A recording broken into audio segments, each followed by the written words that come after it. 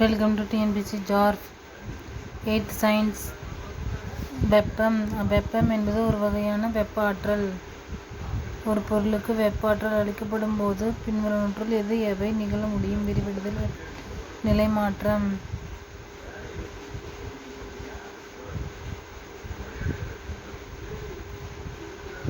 பின்வரும் பொருட்களில் எது அதிக வெப்ப ஆற்றலை உட்கவர்கிறது? திடப்பொருள். திரவம் மற்றும் வாயுக்களுக்கு சம அளவு வெப்ப ஆற்றல் அளிக்கும் போது எது அதிக விரிவுக்கு உட்படும்? வாயு பொருள். திரவ நிலையிலிருந்து திடநிலைக்கு மாறும் நிகழ்விற்கு என்று பெயர்.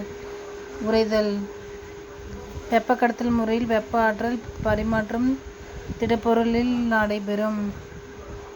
கலோரிமீட்டர் என்ற சாதனம் டேஸை அளக்க பயன்படுகிறது? ஏற்கப்பட்ட அல்லது இழக்கப்பட்ட வெப்பத்தினை.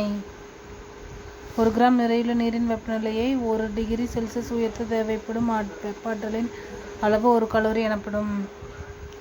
வெப்ப கட்டுப்படுத்தி என்பது வெப்பநிலை மாறாமல் வைத்திருக்கிறது. வாயு நிலையிலிருந்து திரவ நிலைக்கு ஒரு பொருள் மாறும் நிகழ்விற்கு குளிர்தல் என்று பெயர். ஒரு அமைப்பிற்கு வெப்ப ஆற்றலை அளிக்கும் போது அதன் வெப்பநிலை அதிகரிக்கும். Like, share and subscribe. Thank you.